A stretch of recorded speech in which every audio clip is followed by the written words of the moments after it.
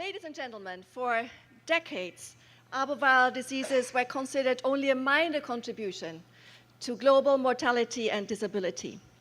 And as a result, low priority has been given to arboviral disease research, investment, and related public health infrastructure. The last 5 decades, however, have learned us a lesson, and we have witnessed an unprecedented emergence of epidemic arboviral diseases. Who would have thought that an arboviral disease would ever be declared a public health emergency of international concern? So Zika has now joined the quartet of arboviruses with a history of urban emergence, really moving from the Sylvatic cycle with the arboreal, tree-living mosquitoes and non-human primates to cross over to a human mosquito a cycle in populated areas. Zika originally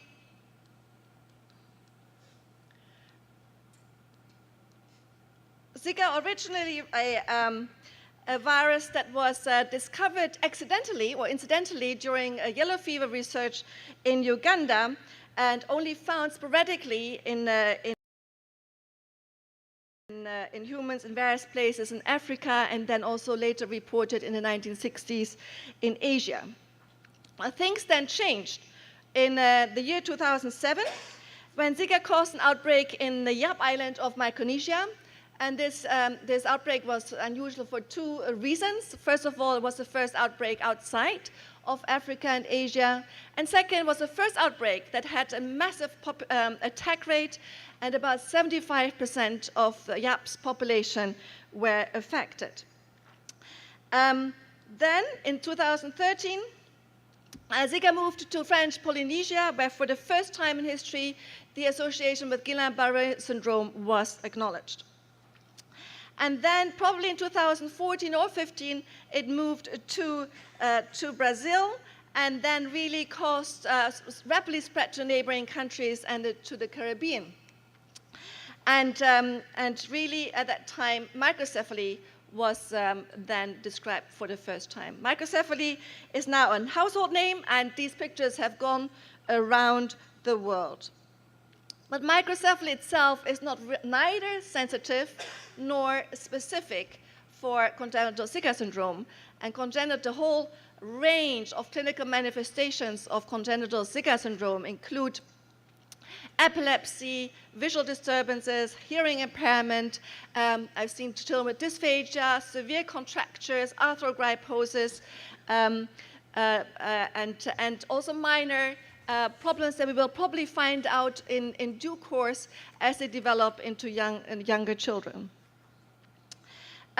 So here we now have 50 years after we successfully controlled another congenital viral syndrome with rubella.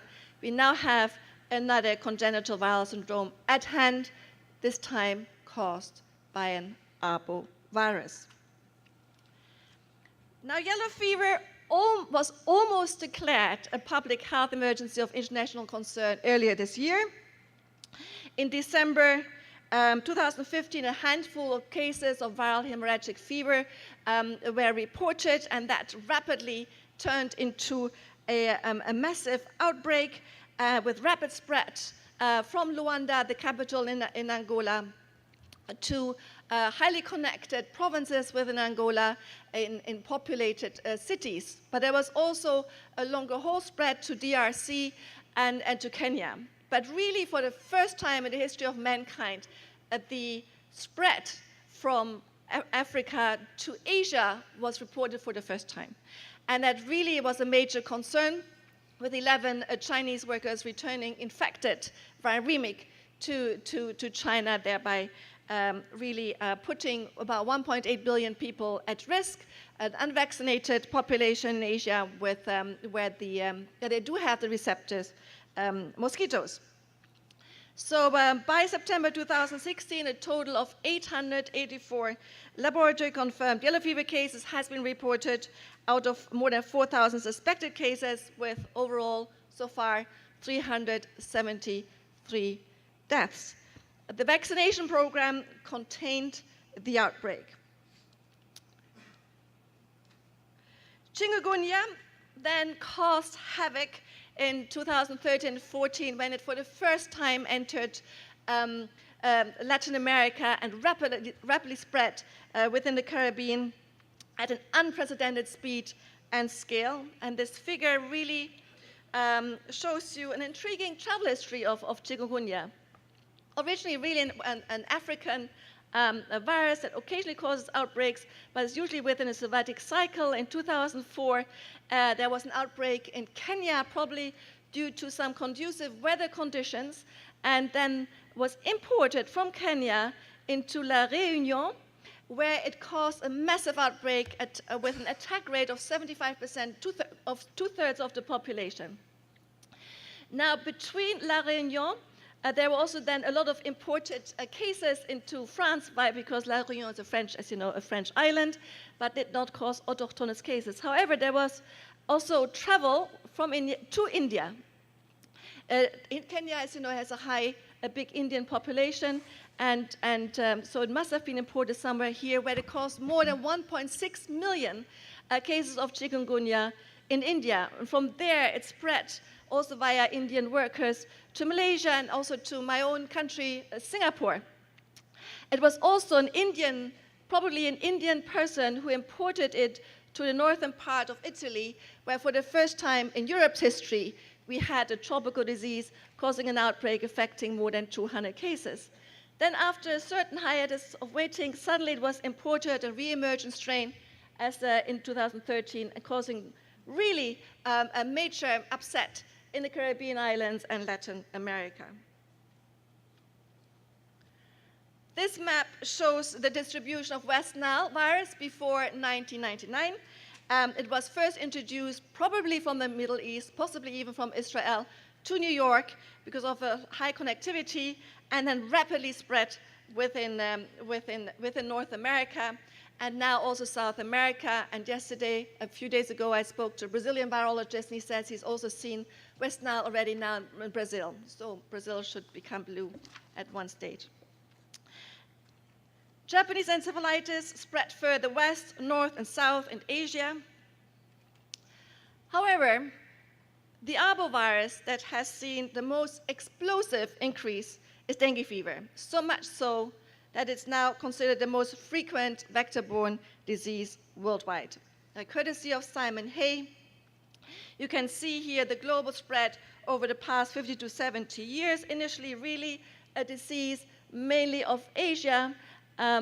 It then, in the 60s, became more emergent with the redder color indicates more circulating, co-circulating dengue serotypes, which then also means increased risk of more severe disease.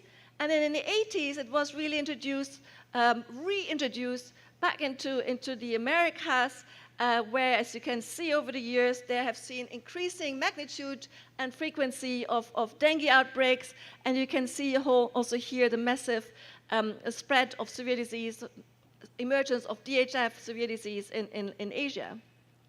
And by now, basically, all these countries have all four serotypes co-circulating. Africa, we are probably seeing they're probably about 10, 20, 30 years behind, so we don't see so much co-circulation, but there's a lot of under-reporting, so we probably underappreciate the problem. But recently, there was a major outbreak a few years ago in Cape Verde. Currently, there's a big outbreak in Ouagadougou, in the capital city of Burkina Faso, and Tanzania has also seen outbreaks.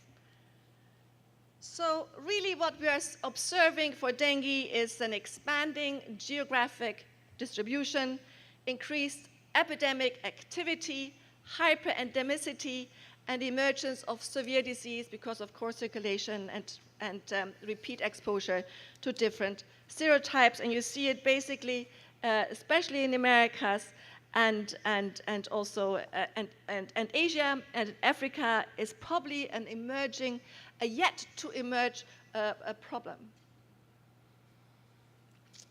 The current estimates for dengue are around 390 million infections, which include asymptomatic or apparent infections. 75% of the disease burden is in Asia, so where I live. But in absolute numbers, I guess you know which country has the highest absolute numbers per year, and that is this country, Brazil.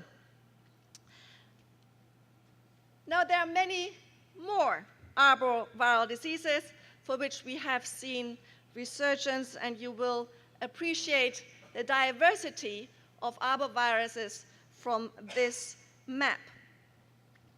But those that are really important for human disease are dengue, yellow fever, Zika, chikungunya, JE, and West Nile fever. But the arboviruses undergoing the most dramatic resurgence in this century all have one thing in common, and they are all transmitted in urban, peri-urban areas by Aedes mosquitoes of the subgenus Digomoia. So for the remainder of this talk, we will now focus on what is happening with these Aedes mosquitoes. So this map shows the current Aedes aegypti distribution, and this is this mapping where the redder it is, the more suitability you will see for Aedes mosquitoes. There are now increasing maps, suitability maps published, and the latest publication by the group from Oxford have really shown that Aedes mosquitoes are now the widest ever distributed in humankind's history. And here the Aedes albopictus distribution, probably a secondary, less efficient vector for dengue, but we are still learning its role for the other viral diseases. And as you can appreciate, really a lot of increasing parts of the US, but also in Europe and in other parts are now susceptible, are now conducive for Aedes albopictus, a vector that's a little bit more hardy and more resistant to temperate climates compared to Aedes aegypti.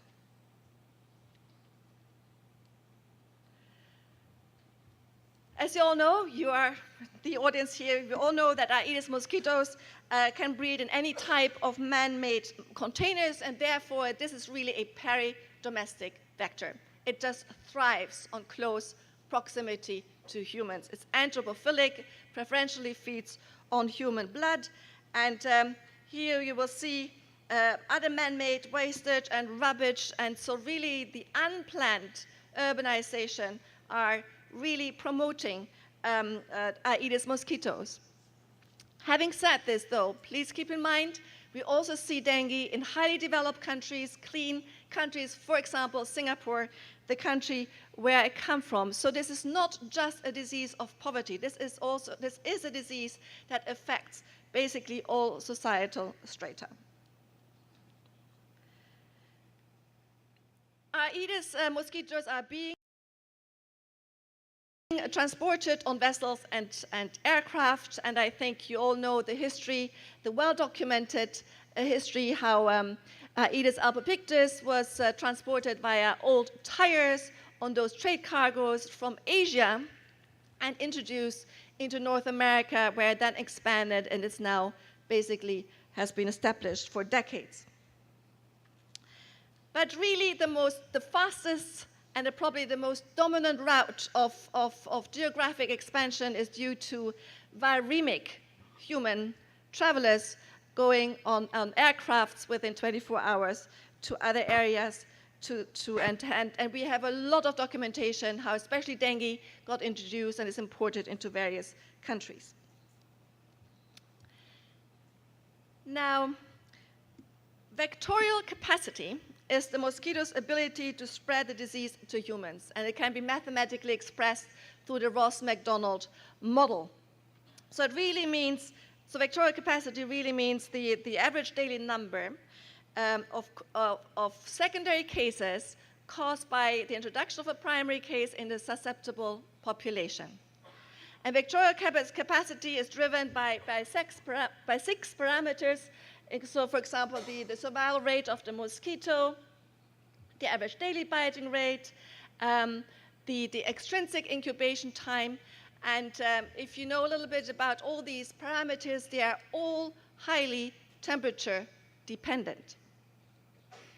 So we have, I work with a research group of modelers, and so we fed the model with on the Ross-McDonald equation with predicted climate scenarios to understand the to map the vectorial capacity over time.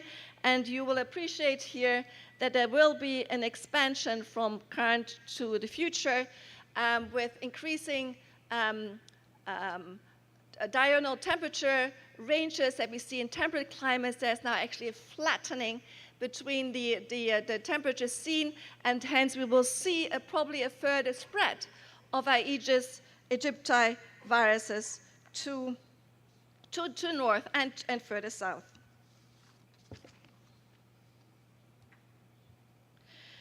Well, you have flown me all the way from Singapore to Brazil, so I thought I'll share something from Singapore. So Singapore is, as you know, a highly developed, wealthy city-state with high rises, and it definitely has the government will and also the government resources for very good vector control. So, and so over the decades, we first of all have very good data, very good documented data on population, climate, vector control, etc. Knowing that vector control has always been good, this is really an ideal situation where you can untangle the question, which is the main driving factor for dengue? So we looked at the relative contribution of population growth, climate, and incoming travel from other dengue endemic countries. Which of the three would you think is the main driver for dengue resurgence over the years in Singapore? What do you think?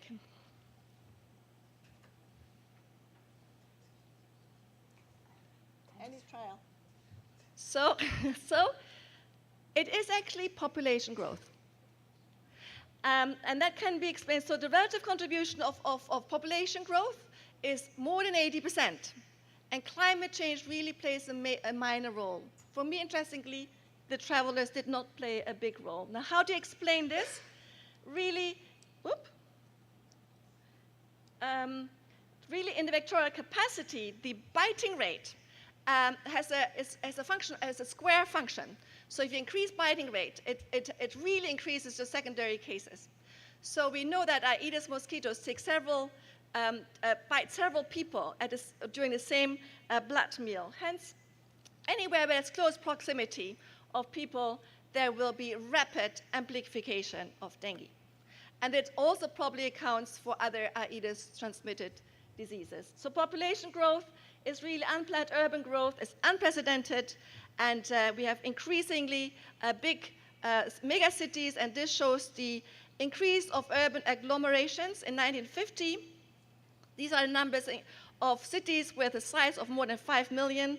That's where you see in 2000, rapid increase, and this definitely is in Asia, as you see in Latin America, and in 2015, you see even more. So urbanization is really something that policymakers have to take seriously. So why have we seen, almost in summary, bring it all together, such a major geographic expansion in the epidemic?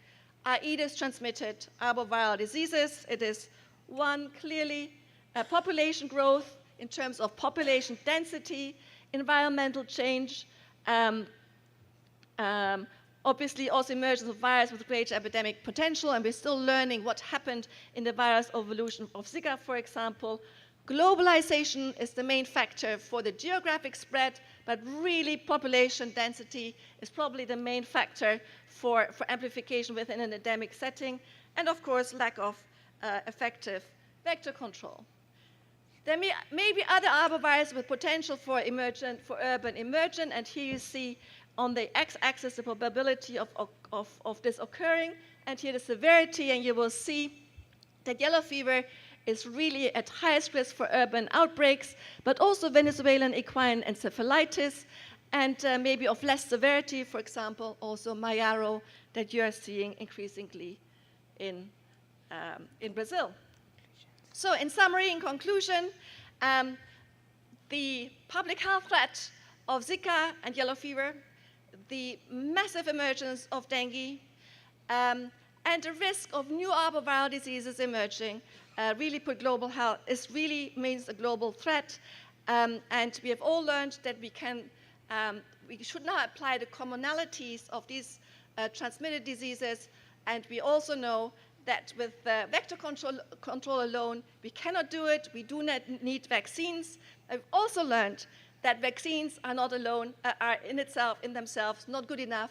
We need to combine it with vector control. So I'm really looking forward to learning from you, and we do need consortia now that address these kind of integrated approach. And here with my last slide, I would like to introduce you to GDAC, which is a global dengue and Aedes transmitted diseases consortium with several members with Sabin Institute and IVI and PDC, where I'm a director of, and we really need such kind of consortiums like we have seen just now to address the problem. Thank you so much.